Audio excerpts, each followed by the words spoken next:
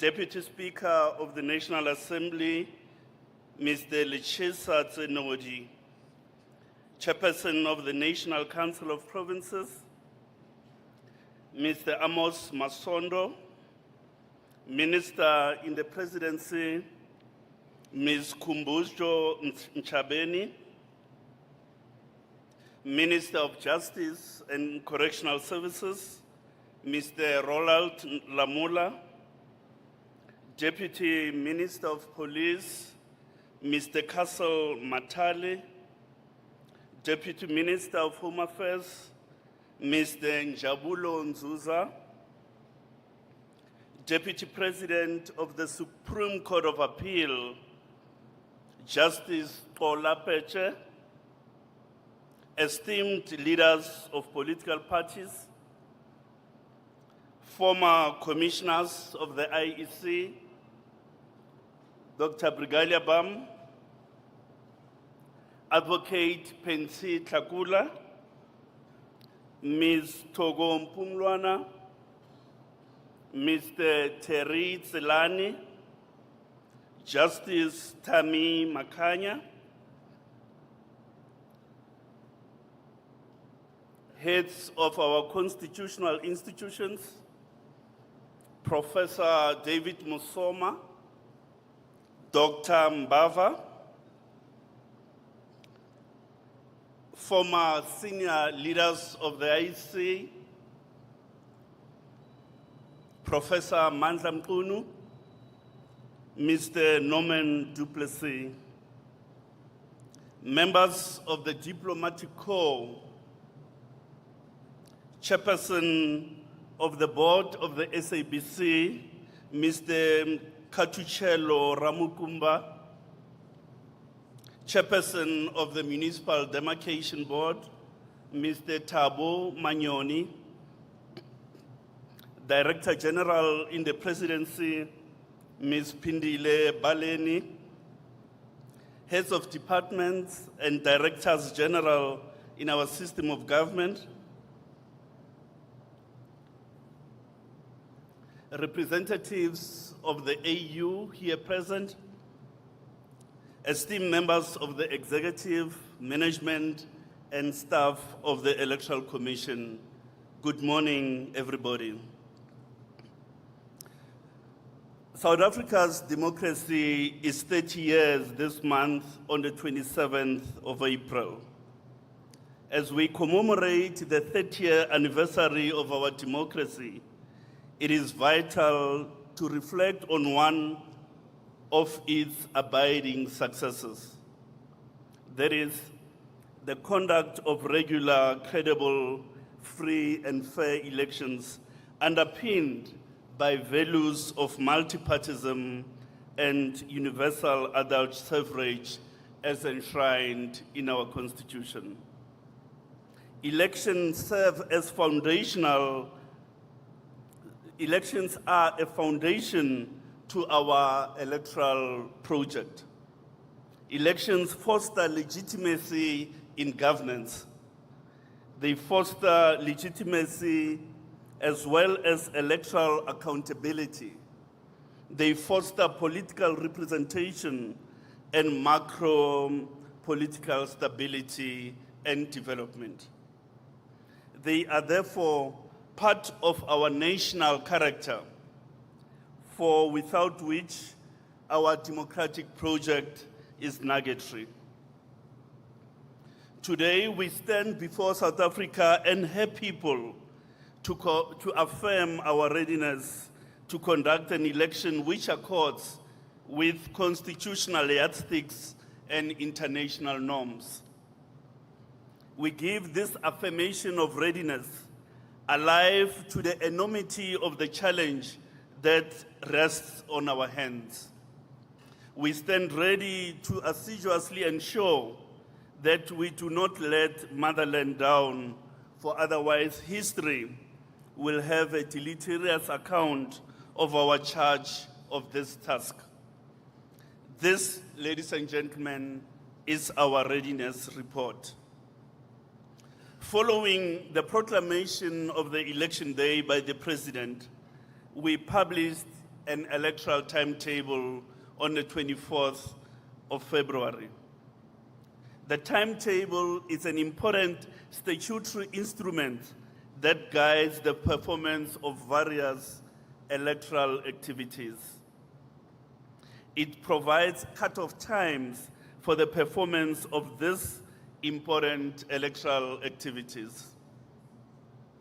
In a sense, the timetable is a statutory guardrail for the preparation of elections.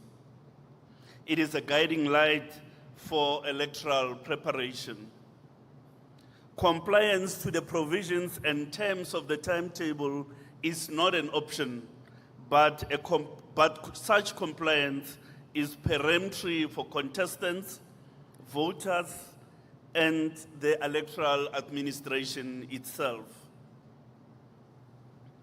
At the heart of an electoral enterprise such as ours is citizenship participation. Following 2 rounds of registration weekends and a sustained campaign promoting online registration system, the voters' roll was certified on the 12th of April. The certification of the voters' roll constitutes the edifice upon which a credible election is predicated. The certified voters' roll stands at 27.7 million voters. South Africa has not seen this level of registration since the voters' roll was first established in 1999. Since we launched the online registration portal in July 2021, a whopping 2.4 million voters have used the portal either to register for the first time or to change their registration details. Owing to the efficacy of the portal, the registration of young persons is beginning to show initial signs of recovery. Measured against the estimated voting age population, the registration coverage in the 18 to 19-year-olds stands at 27%, whilst coverage stands at 48.6% in the 20 to 29-year-olds category. Coming off a low registration base, the historical underrepresentation of young persons on the voters' roll is showing welcome signs of amelioration. This can only bode well for the future of electoral democracy in the country. To accord with historical trends, there are more female voters than there are men. 15.3 million voters are female, whilst male voters account for 12.4 million. The provinces of Gauteng and KwaZulu-Natal jointly account for 44% of the voters in the country. Gauteng has 6.5 million, whilst KwaZulu-Natal has 5.7 million voters. The province of the Eastern Cape comes in 3rd position at 3.4 million. In line with established electoral practice, electronic copies of the voters' roll with redacted identity document numbers to align with the National Framework for the Protection of Personal Information has been advanced to participating parties. This will enable contestants to canvass votes, but also to enable them to verify the accuracy of the voters' roll. Consistent with the provisions of the election timetable, on 12 April, we will publish a list of all voting stations as well as their locations.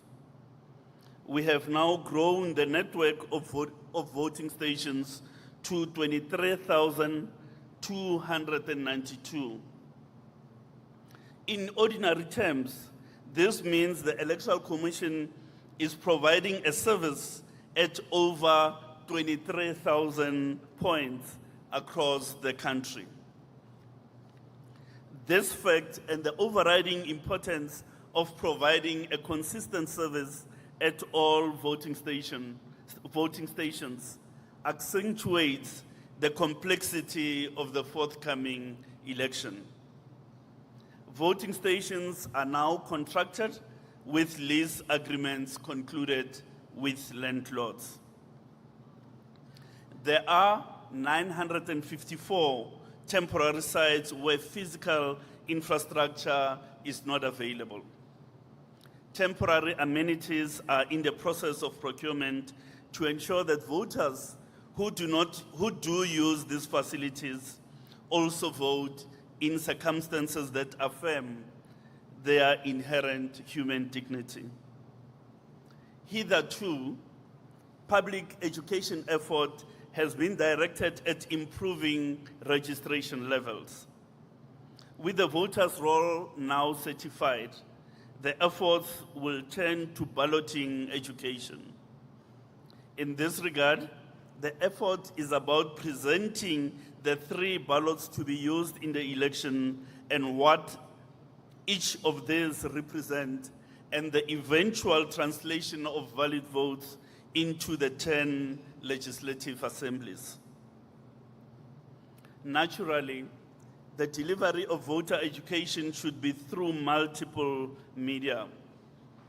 The traditional face-to-face effort is supported by over 2,500 democracy education facilitators who engage with communities in the wards. Radio, including community radio as well as television, are also vital media for delivering voter education. The frequency of our educational material will increase to ensure that every voter is reached before the election.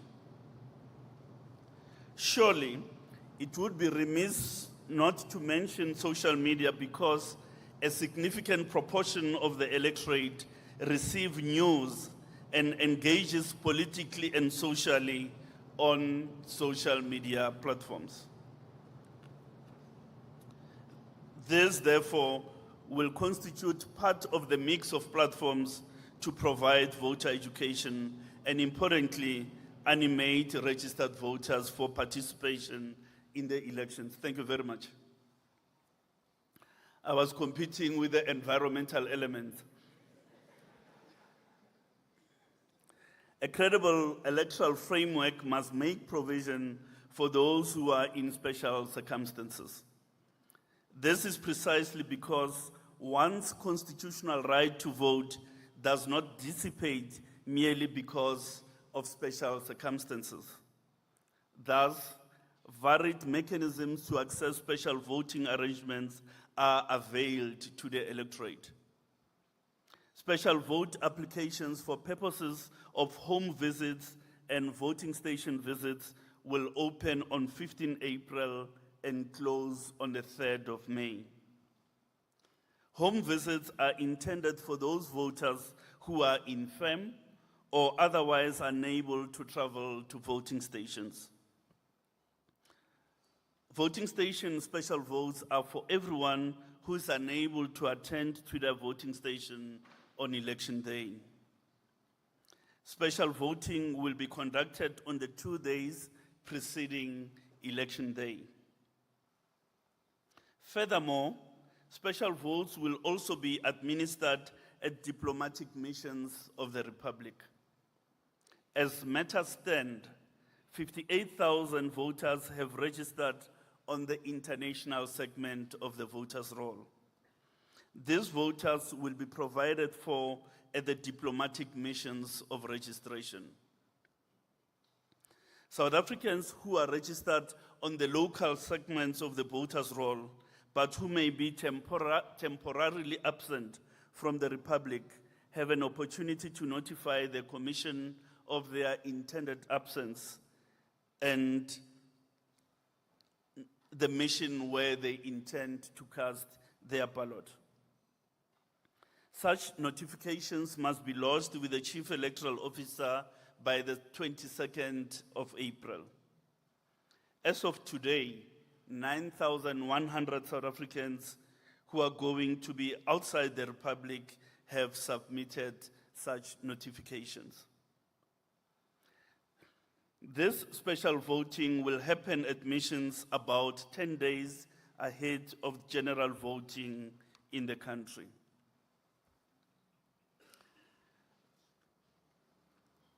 Furthermore, voters who will be outside of their voting station of registration do not lose their right to vote. Such voters may still access the voting process by notifying the Chief Electoral Officer that they will not be at their voting station on election day and where they will be casting their ballots.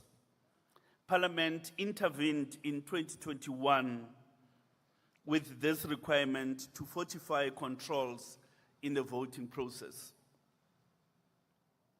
Previously, you could just rock up essentially at any voting station. On this occasion, Parliament has provided that you access that voting opportunity by way of prior notification. And those notifications will close on, or rather the opportunity for those notifications will close on the 17th of May. The modalities for notification include physical forms at the local office of the Commission or online on the website. As of today, just under 20,000 notifications have been recorded. In line with the dictates of the timetable, the close of nomination of candidates was on 8 March. Provisional indications are that 70 political parties and 11 independent candidates have succeeded in submitting their nominations. 15 political parties are contesting all tiers of the elections. In total, there are 14,903 candidates vying for 887 seats in the National Assembly and provincial legislatures. In the nature of candidate nomination processes, there are disputes which the Electoral Code is seized with. This may marginally alter the number of contestants as well as the number of candidates. The Commission will, on the 10th of April, publish the final list of candidates as well as list of parties who are going to be contesting the various tiers of the election. There are 52 parties on the national compensatory ballot. This means decidedly that this ballot will be configured as a dual column ballot. The rest of the 18 other ballots will remain single column ballots, as has been the case since our founding elections in 1994. We will then proceed to issue certificates of candidature to candidates on the 12th of April. The conclusion of the candidate nomination process on 10 April will enable the intractable task of printing ballot papers for the election. In this election, there's going to be 19 different ballot configurations. As indicated, there will be one national compensatory ballot, or what we refer to as the PR ballot, 9 different province to national ballots, or colloquially regional ballots, and a further 9 different provincial ballots.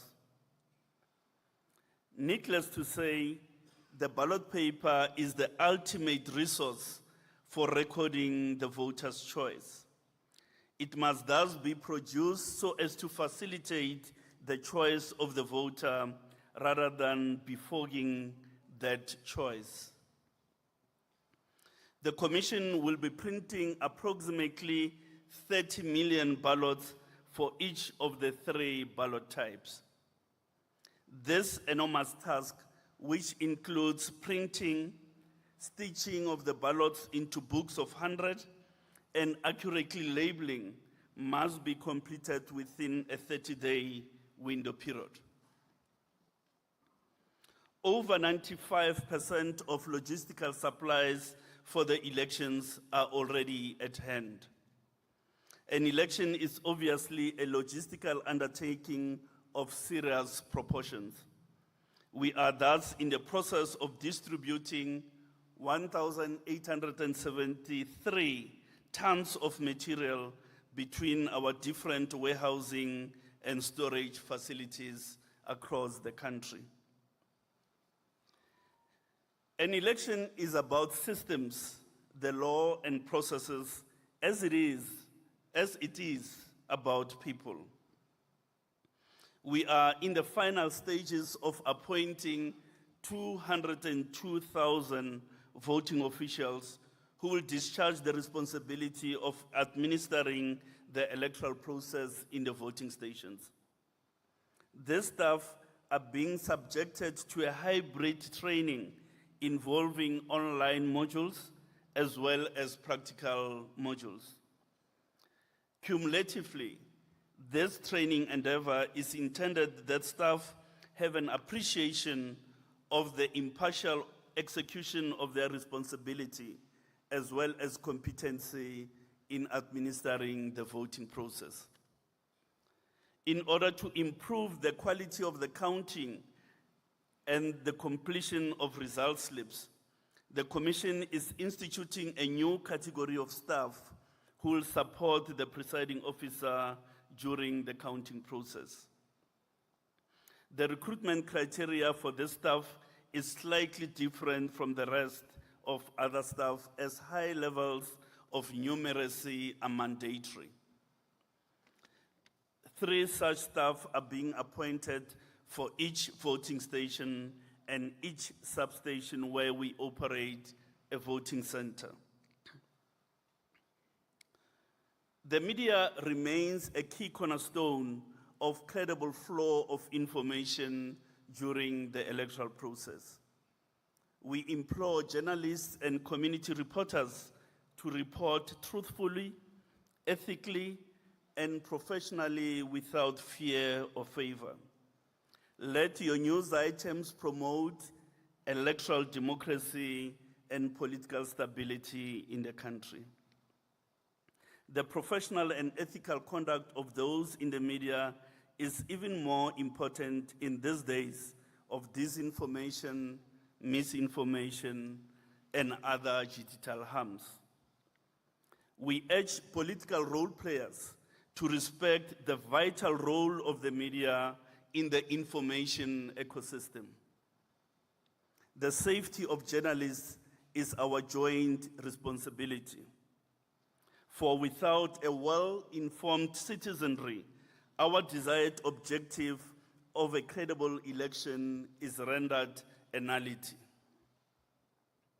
We urge all citizens not to contribute to creation of stability by participating or perpetrating digital harms.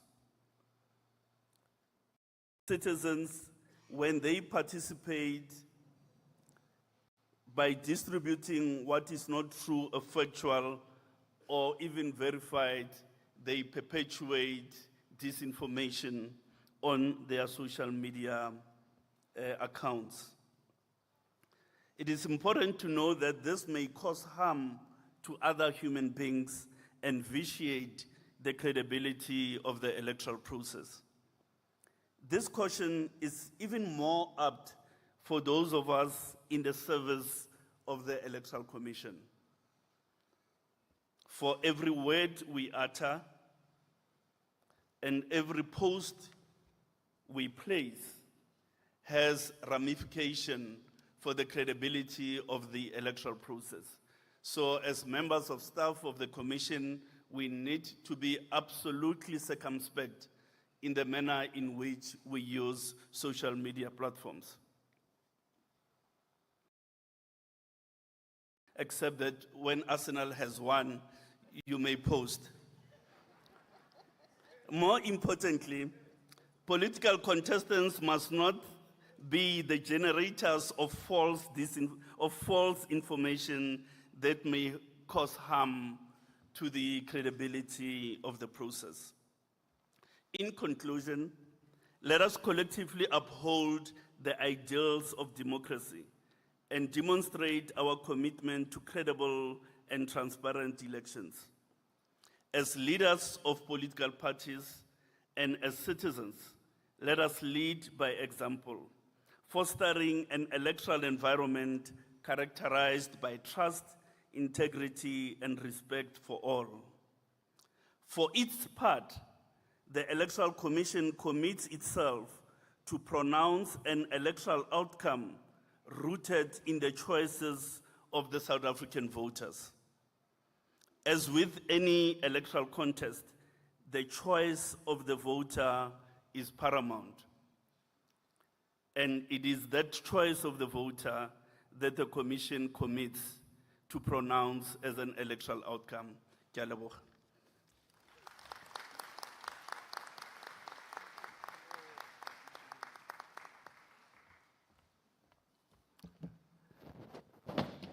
That's my phone.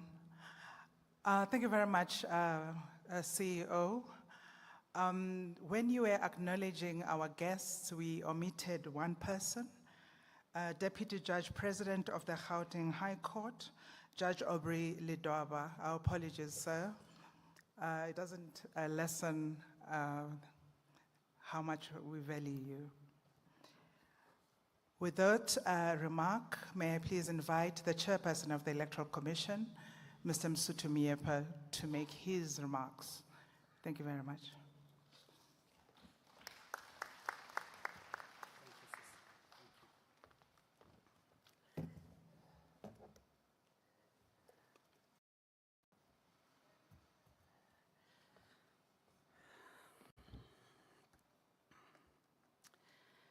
Thank you, esteemed colleague and Program Director, Dr. Nomsa Masuku.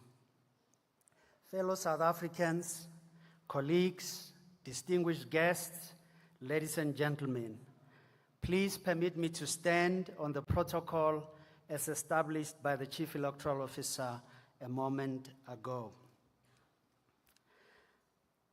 It is amazing to be in good company.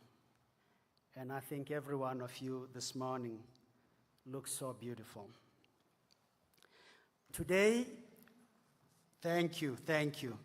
Today, we stand on the threshold of a significant moment in our nation's history.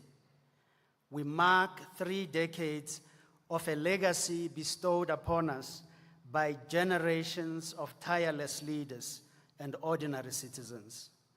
We recognize the invaluable gift of democracy, a treasure earned through struggle, sacrifice, and unwavering determination.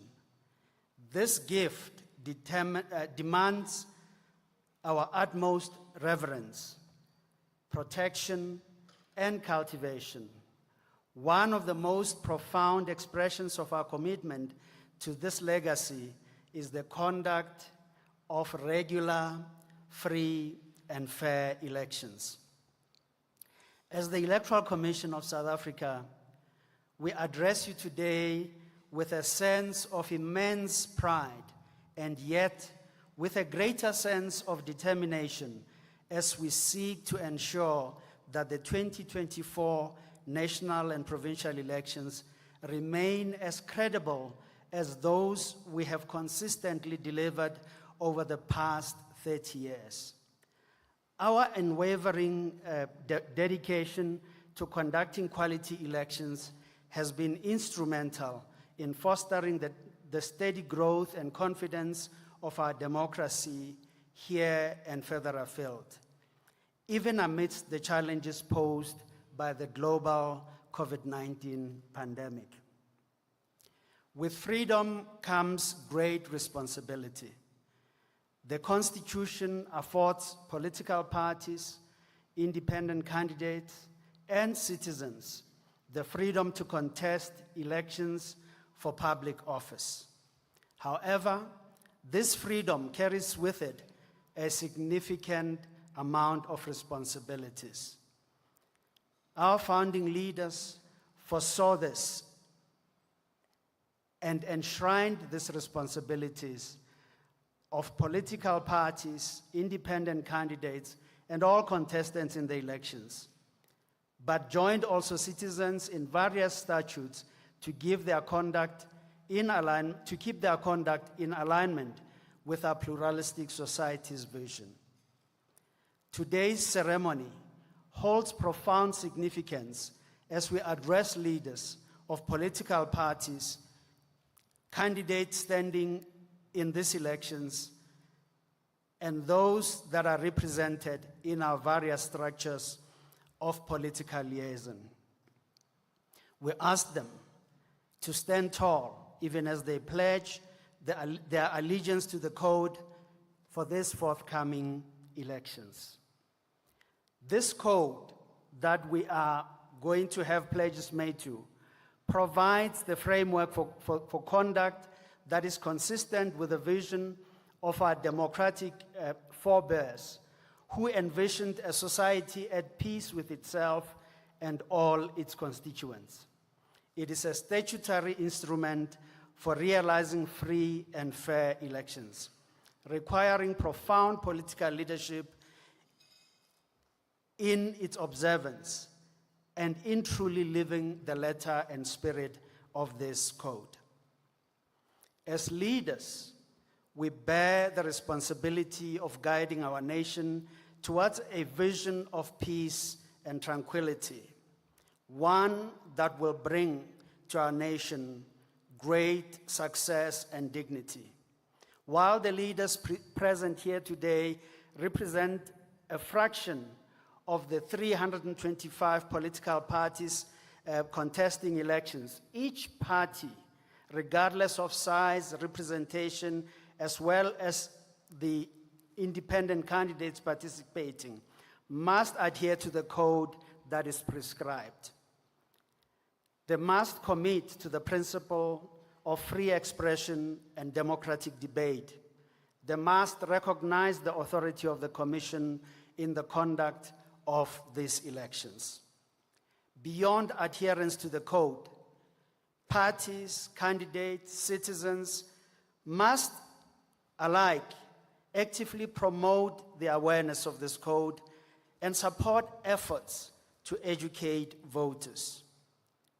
Furthermore, certain behaviors such as inciting violence, intimidation, spreading false information, or abusing positions of power are strictly prohibited and must be met with swift accountability measures.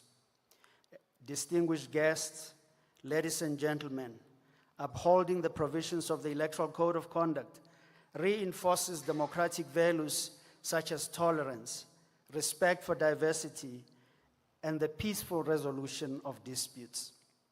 These values are essential for the functioning of a healthy democracy and the fostering of trust between citizens and their elected representatives.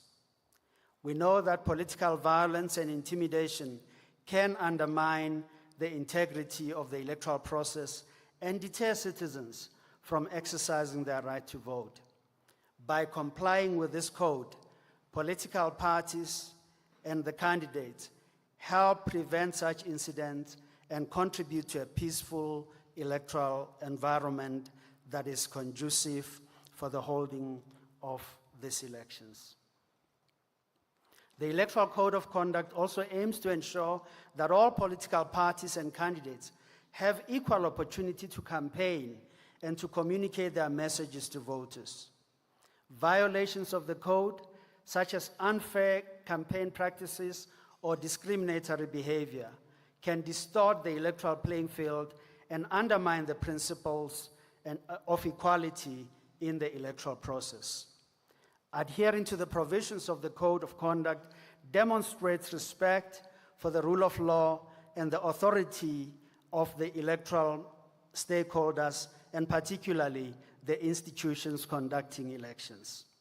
It reinforces the principle that all actors in the electoral process, including political parties, are bound by legal standards and are accountable for all of their actions. The conduct of all contestants has a direct bearing on the legitimacy of election results. Violations of the Electoral Code of Conduct can cast doubt on the legitimacy of election results and lead to disputes and legal challenges. This is something we've got to be circumspect about. By complying with the code, political parties help ensure that election outcomes are accepted as legitimate by all stakeholders, thereby contributing to political stability and cohesion in our land. Distinguished guests, ladies and gentlemen, the rule of law is essential for the functioning of a democratic society, as it ensures equality, protects rights, limits government power as may be necessary, provides legal certainty, facilitates access to justice, preserves democracy, and promotes social cohesion. It is a fundamental pillar upon which democratic governance is built, serving to uphold the principles of justice, accountability, and the rule of law. Accordingly, it is important that those who violate the code are held accountable and that justice is achieved for millions of voters. The Electoral Court has jurisdiction on these matters and will be adjudicating electoral disputes and complaints related to the infringements of the Code of Conduct. Violations to the code can result in legal consequences, including fines or imprisonment. Adhering to the code reduces the likelihood of facing such penalties and reinforces the accountability of political parties and candidates. In the light of the rise of digital disinformation, the Electoral Commission, in collaboration with Media Monitoring Africa, has established an online reporting platform called or known as the Real 411. This platform seeks to address instances of digital disinformation during these upcoming elections. As we forge ahead towards the 29 May elections, the Commission assures you of its readiness, having certified the voters' roll and published the list of candidates. With a breaking number of candidates and an unprecedented number of voters enrolled on the voters' roll, as the CEO indicated, we are poised for an exciting election in our time. We must take every opportunity to make that election as credible and as peaceful as possible. I implore all participants to uphold the integrity of our democracy, respecting the rules set forth in the Code of Conduct and ensuring that a conducive environment for campaigning is attained. It cannot escape all of us, and it cannot be in the name of some of us. In closing, I urge all South Africans to cooperate with the Commission and its officials at every polling station and exercise restraint in ensuring that every voter has the possibility to vote in dignity, with their rights protected, with pride as we celebrate 30 years of our democracy, and a great sense of responsibility to the future we owe to generations behind us. Our democracy is in our hands. Let us cherish it. Let us protect it. And let our voices be heard through the ballot box. It is our democracy. Let's own it. I want to thank you, and I want to reiterate what we sang even as we prayed this morning. May God bless South Africa. Nkosi sikeleli Africa. Thank you indeed.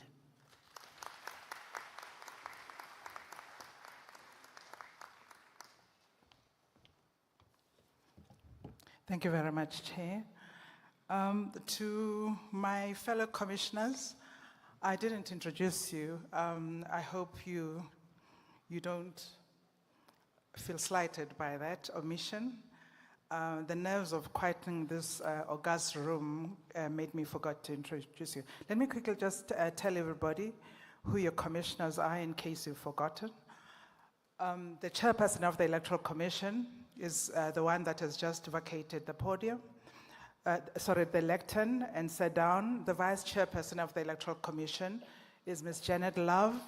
Janet? Thank you. There is, thank you, as the law requires, the commission has to have a judge, and that judge is Judge Daya Pillay, judge. And then there is Commissioner Glenton Vumamashinini, who is also a commissioner. And I am the fifth one, who is also your continuity announcer.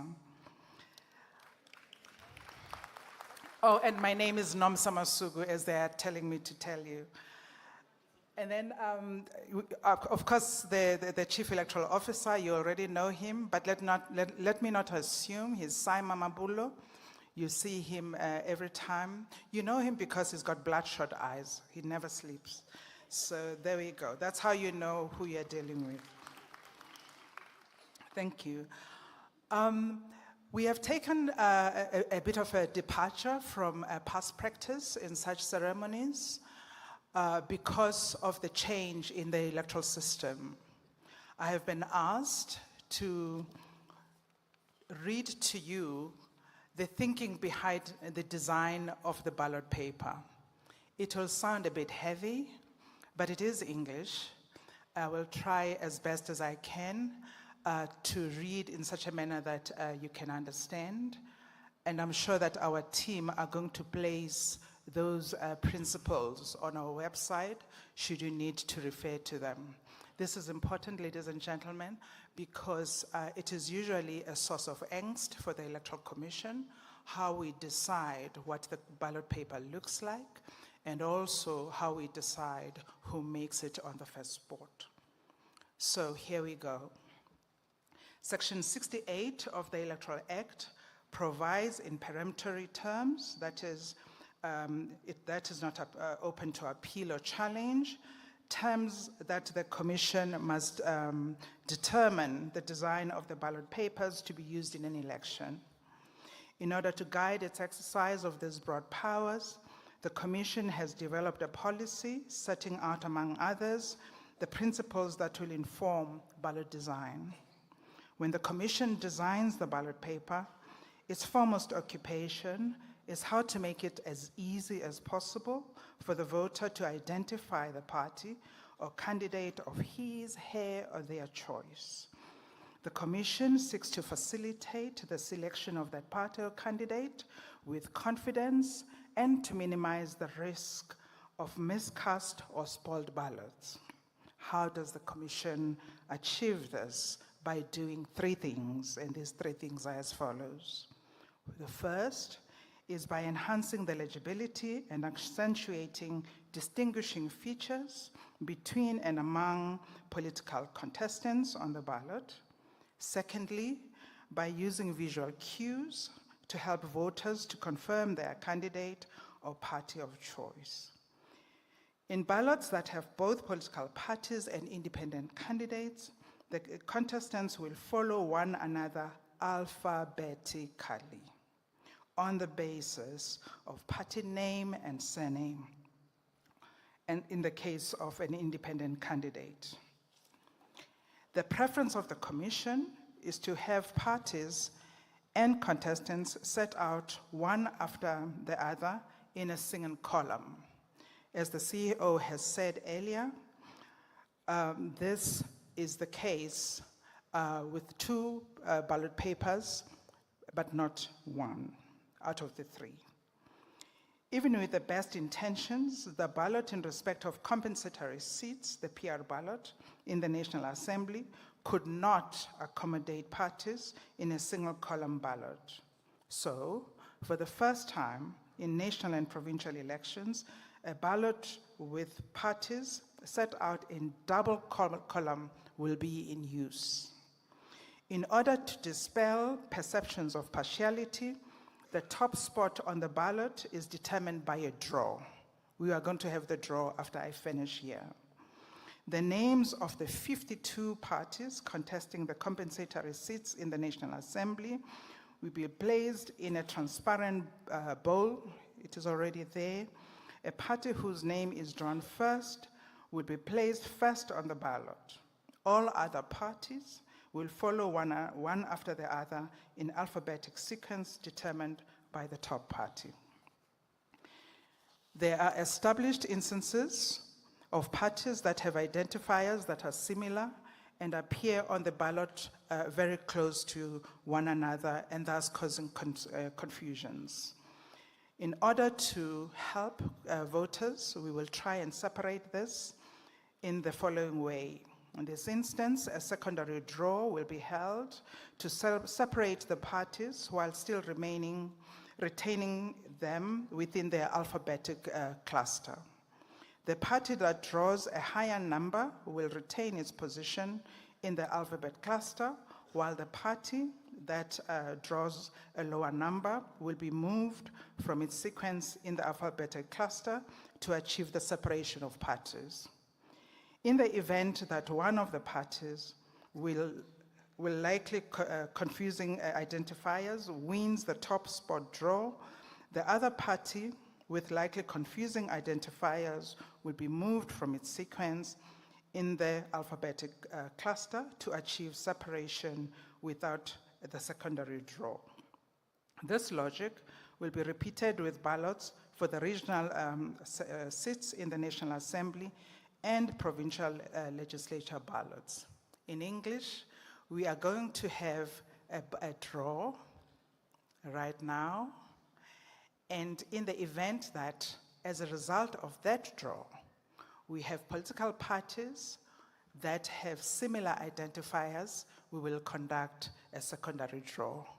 When that happens, I'm going to ask the Deputy CEO of Electoral Operations, Mr. Masego Shiburi, to please come and help me. Before I start, there's one person that I forgot to acknowledge, and I was asked to remember him. Is the Deputy Minister. Yes, I apologize, sir. The Deputy Minister for Higher Education, Science and Technology, Mr. Buti Manamela. That concludes my introductions. Any other person that I have forgotten, I ask for them to forgive me, and we can discuss how we help. Chairperson of the Electoral Commission, I am going to ask you to go towards the bowl.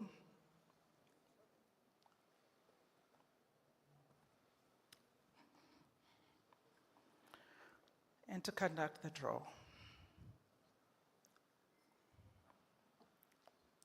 Colleagues, can I please ask somebody to help the chairperson so that he doesn't drop the bowl? Chair, please take the bowl, shake, shake, shake. The bowl, Chair, or your hand inside, shake, shake, shake. Shake, shake, shake, someone Chair, with confidence, there we go. Shake, shake, shake. No. Okay. Okay. I didn't say you must pick first. You'll have to shake again. Shake again. Shake, shake, shake. Shake, shake, shake. This is to allow those who are taking pictures to convene, please. Okay. Take one ball, Chair. Just one. Read it. You are going to read it.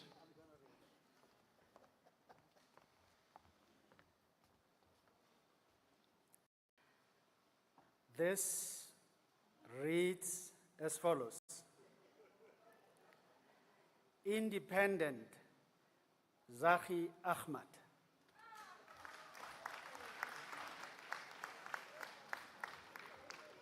Thank you very much. The one who assumes the top spot is an independent by the name of Zaki Ahmad. He takes the top spot, and everyone is going to follow. Incidentally, his surname begins with a what? With an A. So all is good in love and war. Thank you very much. Are we ready to beam the ballot paper?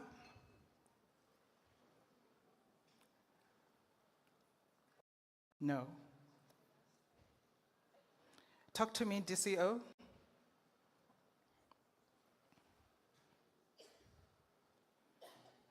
You know I've done something wrong when something like that happens.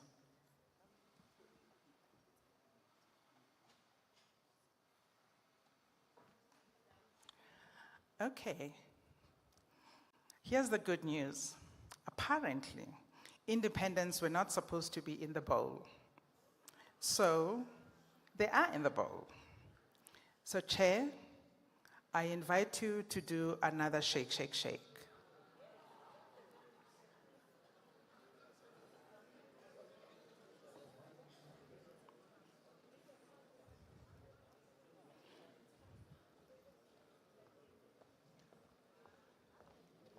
To do this thing, but we will have to. Yes.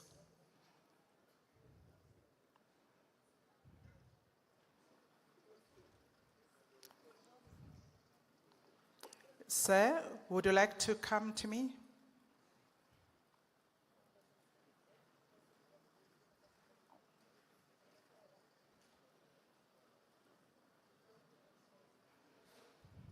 Please draw.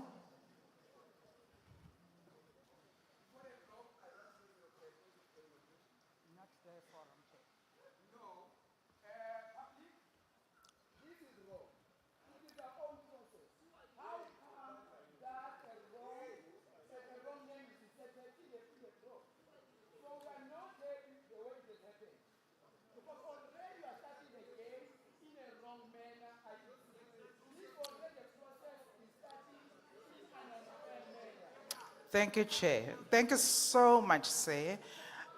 You are correct. The independents were not supposed to be on the bowl. Point taken. We thank you very, very much. Chair, please draw, please. Make sure it's a political party, please.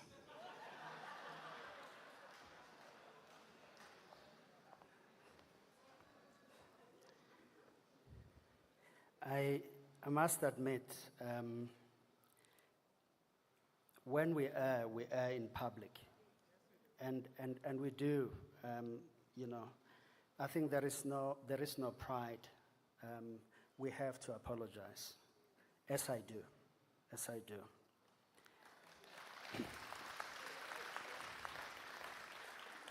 I thank you for your understanding.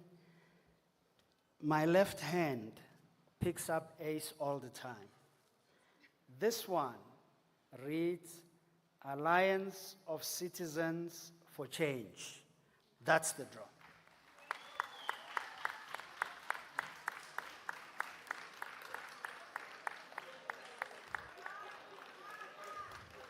Are we able to generate? Okay. The first spot is going to go to Alliance of Citizens for Change. It's an A once again.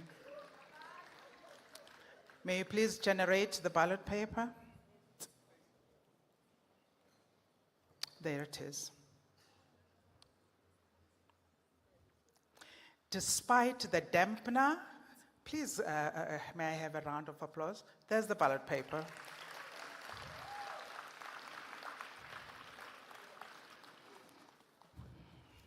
Thank you very much.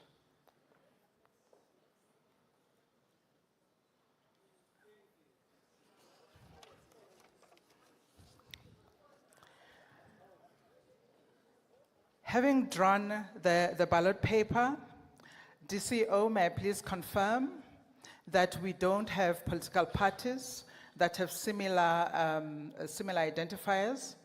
Do we need to go for a secondary draw? Okay. We are going to go into the small bowl in order to separate those political parties with identifiers that are similar. Please, Commissioner Mashinini, it's a small bowl.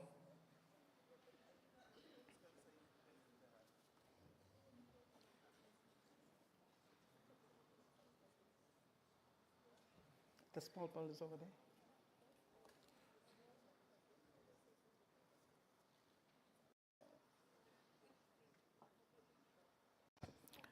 It is small, that's for sure. Shake, shake, shake, please. Shake, shake, shake. Shake, shake, shake, and then draw.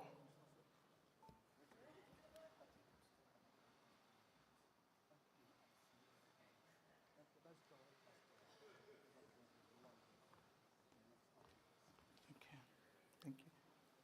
So I must call them?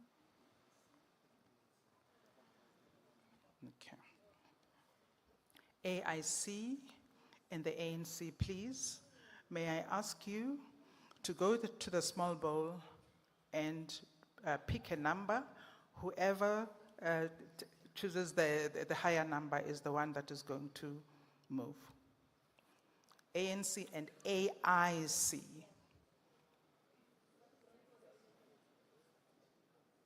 Buisel?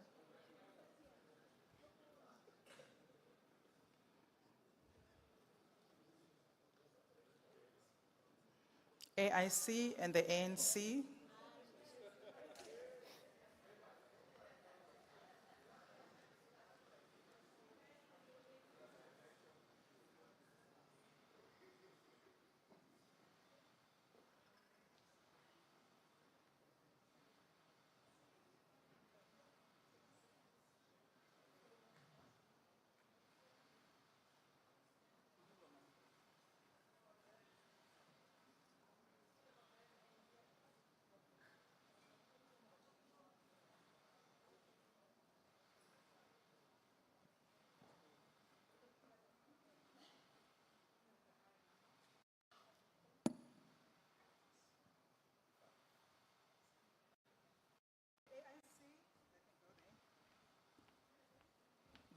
The AIC has got the higher number, so the AIC will retain its spot in the list that we showed you before, and the ANC will be ordered elsewhere. Thank you very much. That concludes the draw.